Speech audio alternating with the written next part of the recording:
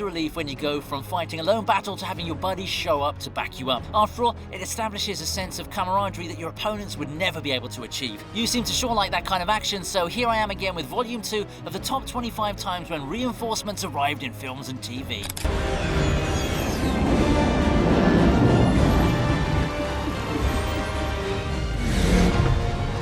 When the first Guardians of the Galaxy film came out in 2014, no one was expecting it to become much of a success, maybe not even James Gunn himself. However, we got the perfect mix of action and comedy that birthed one of the most memorable underdog franchises in recent history. Now, when it comes to reinforcements helping out in the nick of time, look no further than the battle between the Ravagers and the Dark Aster. They got my dick message! Prove me wrong. Sure, we had the Guardians doing their best to beat Ronan, but there's only so much you can manage with limited resources. I mean, even a dude like Elon Musk ended up selling PayPal in order to get into SpaceX and Tesla. Luckily, the Nova Corps came in at the right time to save the day, and it was very much needed because things weren't looking good for the Ravagers, especially after Yondu got shot.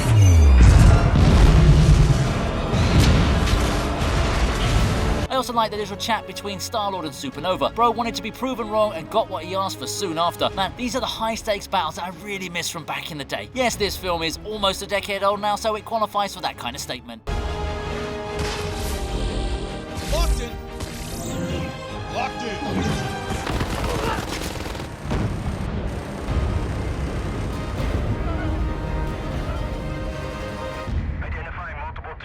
Arnold Schwarzenegger may have been the main man to popularize the utility of a chopper, but Guy Ritchie carried on that legacy with an epic scene in his own 2023 production, The Covenant. We all love a last-minute rescue, and this scene truly captures how crucial it turns out to be. With John and Ahmed at their wits' end having run out of ammo, there wasn't much that could be expected of them, but that's exactly when the AC-130 Apache helicopter dropped by to wipe out all the enemies with a savage onslaught. I guess it's a good thing that the villains were so generalized that their deaths didn't even matter. After all, it sure looked like a brutal way to go. The white thermal vision of the gunner was a chilling sight as well. Imagine seeing all these little figures who are actually murderous and skilled gunmen when you get a closer look. It's kind of amazing to see what technology can do to obliterate such soldiers. It can turn one guy into a literal god of death even if it's for a few seconds. I also want to shout out Eddie Parker for coming in with his own squad for backup. It was really weird seeing Anthony Starr play a role that isn't Homelander, but hey, I guess bro didn't want to get typecast or anything like that. Trigger. FOB2, this is Spectre 3-7, we are all clear.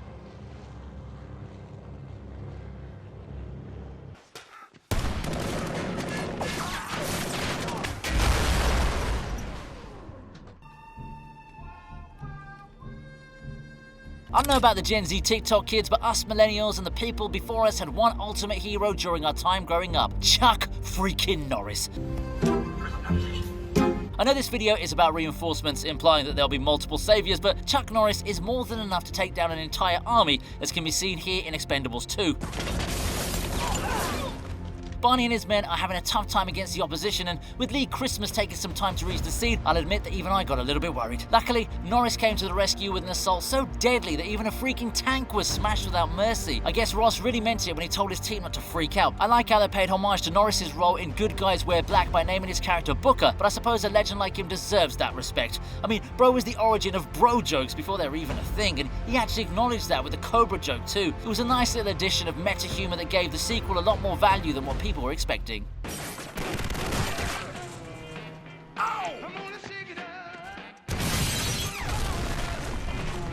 Kill us all!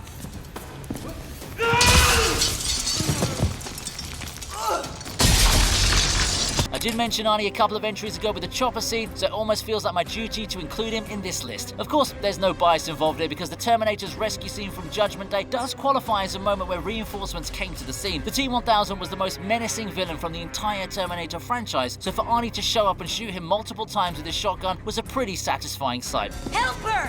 Wait here. Let's not forget the total look of terror on Sarah Connor's face when she sees the Terminator coming out of the elevator. It was a genuine reaction.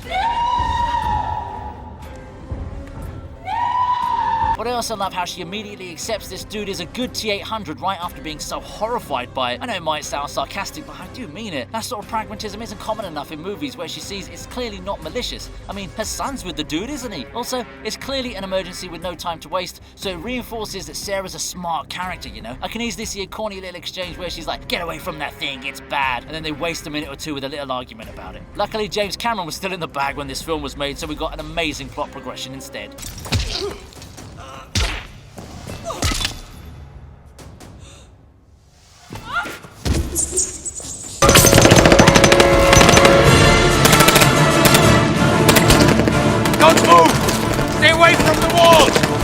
Personally, I find this extremely creepy, but I've got to include it because it's got an amazing rescue scene in it. Get out of it now!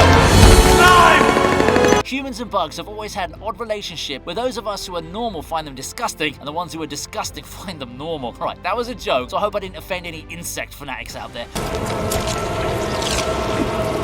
But I suppose even though these guys would freak out upon seeing the kind of massive bugs Carl and the team came across in 2005's King Kong, it really was a lost cause, with each team member getting eaten up one after another till Bruce and his men came in with heavy artillery. Bruce's redemption here is criminally underrated. He's only an actor who falls like a lawn chair when the group first encounters Dinosaur on the island. Like, he was so scared to even be near them back then, but now when push comes to shove, he ends up becoming a real version of the swashbuckling hero he used to play, swinging from a vine with a Tommy gun to save the day. You could even say this inspired John to man up and become braver as the film progressed.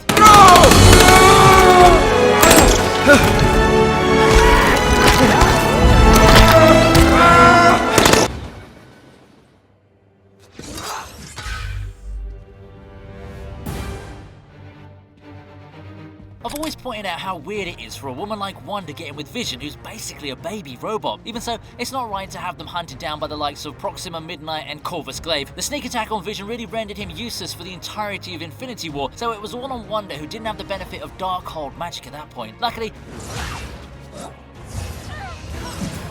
Captain America comes to save the day with Falcon and Black Widow, so we get to see an amazing battle unfold. I remember how tense this scene was back when I saw it in the cinema. We'd just seen Thor getting his butt handed to him, Hulk getting beaten like a side piece, half of Asgard dead, Loki dead, and it pretty much looked like the end for Wanda and Vision as well. This is why Cap's entrance worked so well in context, because the danger was unlike anything we've seen before in the MCU. And just as Wanda and Vision looked relieved to see help coming, we also felt the same way. Of course, if the Scarlet Witch from the Multiverse of Madness was here, then everybody probably would have ended in 2 business seconds. I am the one, the way you can do.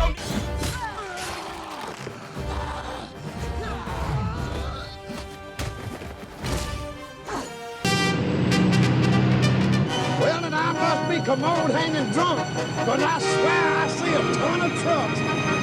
Hey, have you ever seen this one before? Let me know in the comments, okay? Burt Reynolds was a legend when it came to the classic films of the older eras, and his role as Bo the Bandit is one of the more fondly remembered characters he's played. Now, in the sequel to Smokey and the Bandit, there's the desert scene where Buford lures Bo and Cletus into his trap that involves all those patrol cruisers coming at them. Luckily for our hero, Cletus made sure to get back up in the form of his trucker pals, and what followed was an amazing sight. It truly was a game of chicken, and the way everything plays out is perfectly thrilling, especially if you consider how much of a pain it would have been to shoot the whole thing. Mind you, there is no CGI at play here, just real cars, real trucks, real stunt drivers, and real practical effects in the real desert. The choreography and synchronization definitely needed to be on point for us to get a classic. Damn, what a time it must have been to shoot movies in the 70s and 80s. This is why I'll always continue to mention them wherever I can.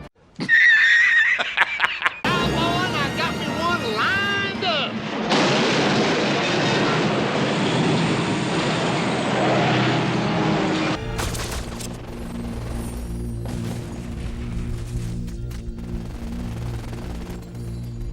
Well, there's definitely some kind of trend going on when it comes to military soldiers being rescued by their chopper forces at the very last minute. 2002's We Were Soldiers may not be a blockbuster hit, but it gave us a rather impressive final battle where Colonel Hal Moore led his troops to secure victory against Huon and his base camp. While the whole thing may seem like some kind of planned assault, it's not like our heroes were going to win the face-off with ease. I mean, Moore was going to get shot right in the face had it not been for Bruce Crandall coming in the very last minute with his choppers to save the day. The destruction that follows is a pretty one-sided affair, but that doesn't take away from how precariously Moore's troops were placed until backup arrived. Mel Gibson sure has a thing for portraying leaders of war-driven groups. It's like bro wasn't satisfied enough with Braveheart, so he decided to give it another shot with this film. But yeah, this film did resonate with soldiers who can actually relate to the wars, so it does deserve credit for getting the tone right. Where to fall, many men have gone. Get away from her, you bitch! Remember when Jennifer Lawrence said that she was the first female lead action hero in the film industry? Yeah, I'm sure a lot of guys wondered what she was smoking at that time, because that's just an outright lie. I already mentioned Sarah Connor in the Terminator entry, so now we've got Ellen Ripley in what is easily Sigourney Weaver's most iconic role of all time. She cemented herself as a certified badass in the Alien franchise, so to see her face off against the Alien Queen was a sight for sore eyes. fact that she did this just to protect Newt only goes on to show how well written she is as a character. Despite being a normal woman with no ridiculous plot armor to boost her strength, she identified her limitations and got into the mecha suit to make it a fair fight. Even the sounds are so loud and sharp, and the lack of soundtrack for most of the scene allows this to be emphasized. These sound effects really made the final battle far more riveting than the visuals alone could have achieved. It also feels so realistic that I definitely count on Ripley to come and save me if I ever found myself up against an alien queen.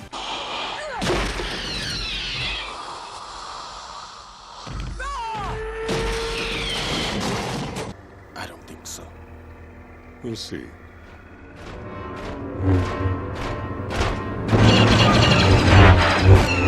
Yes, this was the on your left moment from my childhood. People may not have enjoyed the prequel trilogy from Star Wars back when it first released, but now with the huge mess the franchise finds itself in, I think we can all come to appreciate how good it actually is in comparison. Take the Jedi rescue from Attack of the Clones, for instance. It's such a surreal moment, especially when all the chips are down for our heroes. Just when Obi-Wan Kenobi, Anakin Skywalker, and that chick from Black Swan are about to get it, Yoda, Nick Fury, and a bunch of Jedi clones show up to save the day. I love how Windu holds his lightsaber against Jango's neck like an actual sword, and his opponent actually flinches from it. Also, seeing him execute a somersault backflip whilst on fire, deflecting all the incoming blaster shots and pulling off a perfect 10 landing after a long drop was peak athletics in the Star Wars universe. Samuel L. Jackson can really do a lot more than just hurl abuse at you. But yeah, this moment is really meaningful and instills a strong sense of euphoria that most fans were craving, especially after the events of the OG trilogy.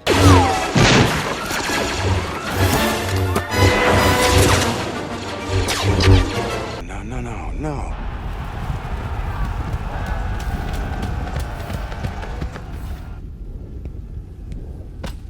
This one's a gem for all the movies and gaming fans of the world. It was rather odd at first to see someone like Steven Spielberg directing something like Ready Player One, but then again, bro's always been about big picture stuff and it really gets bigger than this.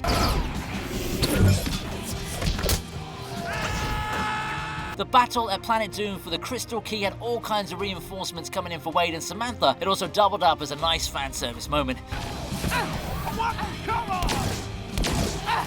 Just think about it. A samurai jumps out of the freaking Serenity, transforms into a goddamn Gundam. Are you in the Sixer War Room?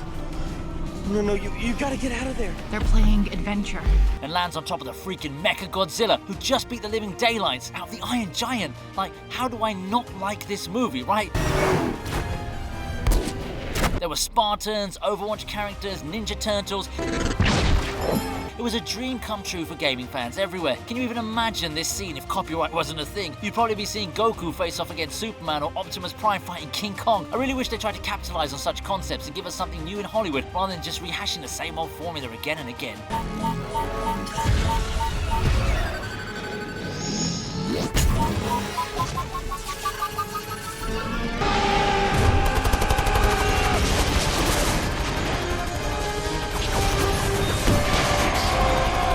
I never thought I'd include a scene from this film, but stranger things have happened, haven't they? I also have to admit that the special effects and CGI on display here still hold up over 20 years after the first film premiered. Take the Zion battle where Morpheus and Niobe crashed the Logos ship into the shipyard. It's one of the few occasions when you actually want to cheer for Jada Pinkett Smith, so that in itself is a big deal. Anyway, the stakes are high because Agent Smith has pretty much become the epicenter of the Matrix. After assimilating its entire population, so the sudden arrival does mark a change in the tide to some extent. I think it's pretty hilarious to see the Sentinels running from their lives as soon as the ship arrives, because it shows they know the Logos means bad news. You, I believe. Stay dead.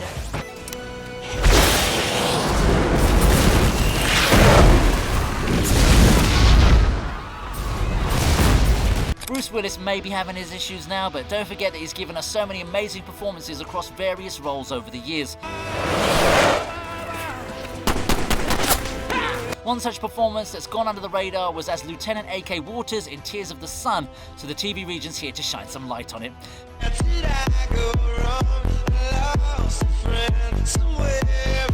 Basically, Waters and his SEAL team are trapped at the border crossing with around 300 Nigerian rebels in their way. Run, come on! Get down! Get down! With Zeke injured and the rebels closing in, it was safe to say that the SEALs weren't in a good position. Now, if I was in their place, I'd probably have turned myself in fast, and Taylor Swift burns the environment with their private jet. However, Waters is a man of action, so he managed to bring in the right kind of jets to the party by calling in for backup. For once, we don't get to see choppers doing all the work, and let's face it, it always looks cooler this way. As per what I've read, the movie was based on an actual mission, so that just makes the whole thing so much better in context.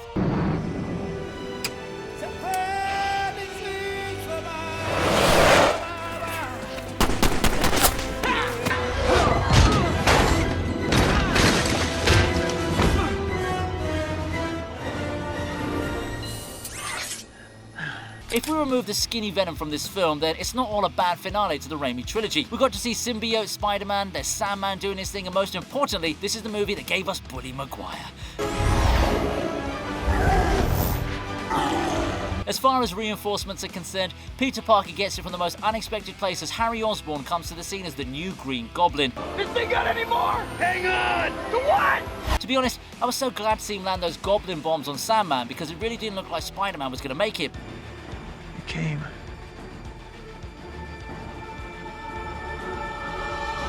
All those punches must have really done a number on him, so for Harry to drop by at such an opportune time really elevated the impact of the final battle. Yeah, we all know how it ends and it's pretty emotional, but the point remains that Spidey wouldn't have been able to win it had it not been for his buddy. I love how the Goblin theme, which is usually associated with evil and destruction, is used heroically when he arrives here, which just goes on to show that William Dafoe's son should have changed his name to DeFriend.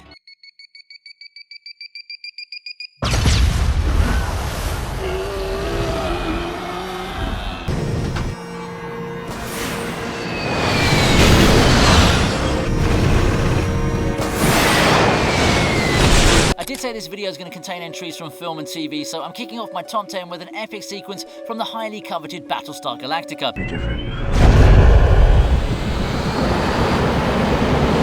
It's the moment where the Galactica is unable to fight or even run above New Caprica. That's when Adama tells the crew it's been an honor, and we have a zoom out of the Galactica being relentlessly beaten and unable to do anything when Pegasus comes past the camera instantly, putting one base star to rest. No wonder Galactica dropped like a stone. It had Adama's balls of steel weighing it down. There's so much to take from this scene apart from the fact that bro totally nails it with his rescue act. See, this is why I keep talking about going back to the good old days. The details on display are pretty impressive too, which is exactly why I've placed this scene so high up.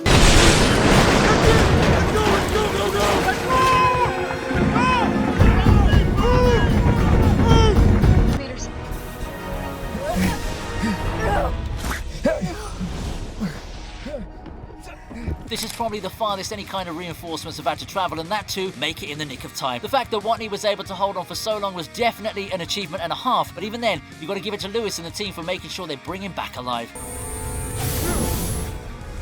It's such an uplifting moment because there's no villain as such, it's just a simple tale of survival.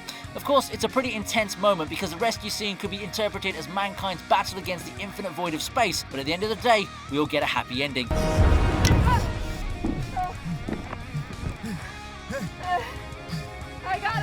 I love this film, and I love the fact that Sean Bean didn't randomly drop dead from a heart attack while celebrating. He has a 98% fatality rate in his movies and TV shows, so this was a nice change of heart from the scriptwriters. Hold on, Mark. Execute.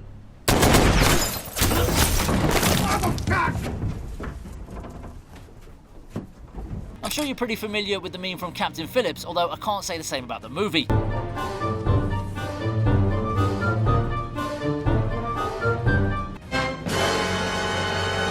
The fact that it's based on a true story only makes the whole thing more shocking, and I really want to shout out the real Captain Phillips for hanging on to his survivor's instinct. Also, the reinforcements happen to be the freaking US Navy. Could you imagine being the pirate here? You open the hatch, see a wall of some of the most advanced tech and weapon systems pointed at you, sirens going off, and then a guy is speaking to you in your native language. All of this over one guy. Heck, it's probably the first time they've ever seen a warship like this.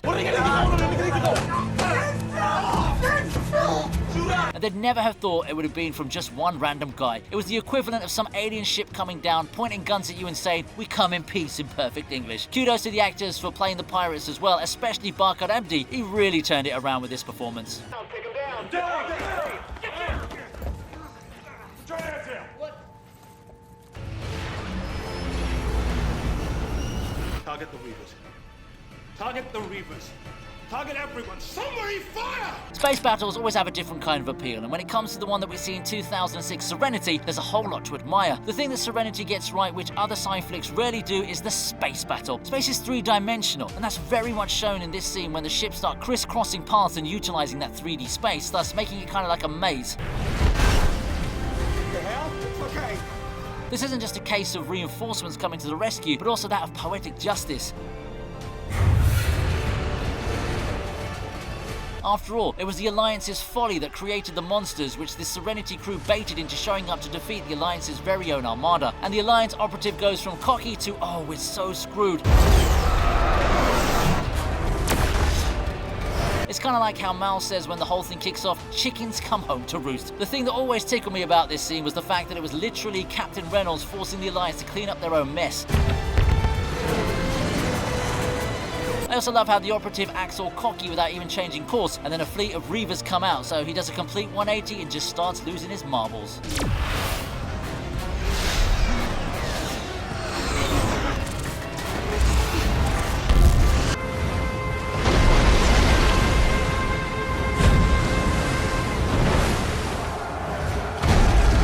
It may not have been as memorable as the OG 300, but Rise of an Empire did show us something that its predecessor didn't back up. Okay, that might have been a cheap shot, but that only makes Leonidas' sacrifice that much grander. Anyway, Themistocles ain't the type of guy who could go down easily, which is why he gets rescued by Queen Circe, Gorgo, and a Spartan army in an epic sequence. It's not like you need any help against Artemisia, although it was still quite saddening to see Eva Green bite the dust. Yeah, I know there's no historical accuracy here, but if you want to blame anyone, then blame the comics. They never intended to be that way in the first place. Also, Spartan women have definitely got some kind of kick to them, because Lena Headey was also killing it. I think it would have been fun if Cersei said shame to the Queen while ringing a bell, but then again, that's just me and my twisted sense of Game of Thrones humor.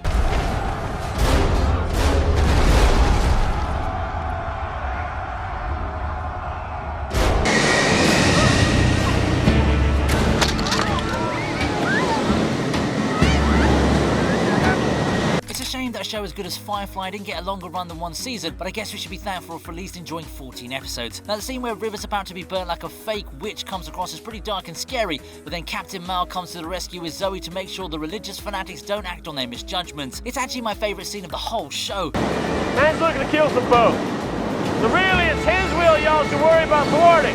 What I love most about it is the fact that Mal at the beginning doesn't even bother pointing the gun at the village boss. He knows how to deal with such folks because he's done it many times. Big damn hero, sir! Ain't we just? This is just a typical Monday for him. The village boss is presumably feared in the area, but not to Mal, not even a little bit. To Mal, this whole situation is just funny. He enjoys it so much that he takes the time for some banter with Zoe. Yeah, this is a crew that isn't to be messed with. Well, look at this! Here's the guy there just in the nick of time. What does that make us?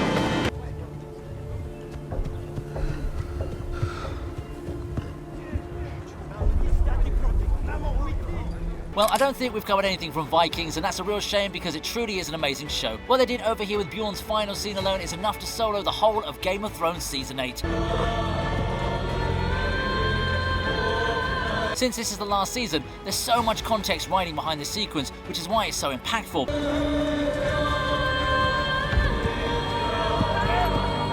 For Bjorn to take all those arrows and still raise his sword to bring in the reinforcements was a boss move that very few can replicate. Plus, he barely even made a sound apart from a couple of grunts, so that's some serious tolerance right there. For all his flaws, Bjorn died a true Norse king. Ragnar was badass and fearless when he died, but Bjorn gave us his last breath on his horse, rising his sword in virtue of leading his people to victory and freedom until the end. He deserved his burial at his place in Valhalla.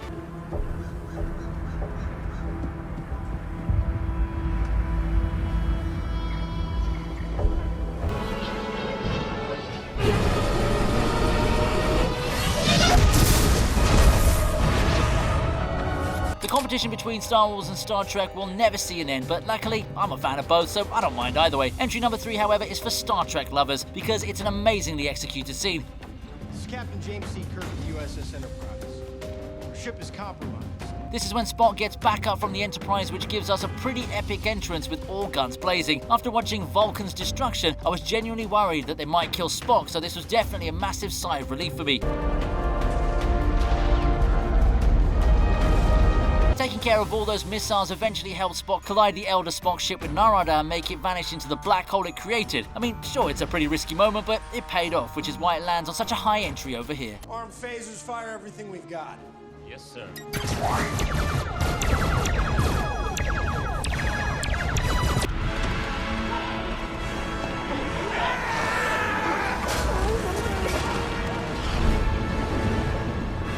This one was kind of a no-brainer, because who doesn't like to be rescued by a ghost army, hey? Honestly speaking, this scene kind of felt like how you activate a cheat code in a game, because you've all but won the battle when you have a literal army of the dead fighting for you. This is also the part where Ewan defeats the Witch King, so that just serves as an added bonus. I particularly enjoyed how the army of the dead was just patiently waiting on Aragon to finish his dramatic entrance before revealing themselves. Those ghosts really turned out to be true bros at the end of the day. I also want to shout out to the part where Gimli gets astonished at Legolas killing an orphan, and he responds with, "That still only counts as one." I am no man.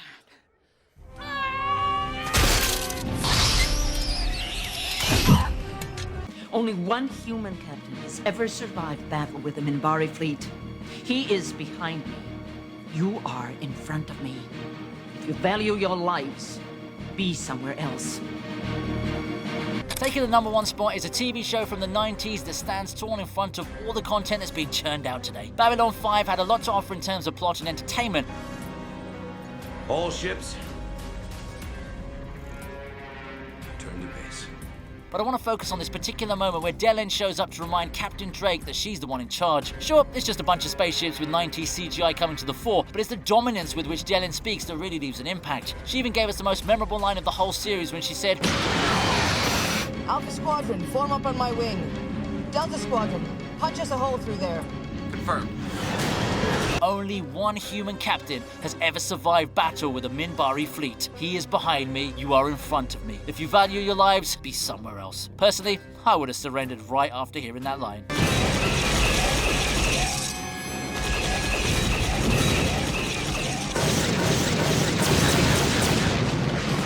Hope you liked that video. Please subscribe to the TV Regent, and here's another video that I know you're going to enjoy.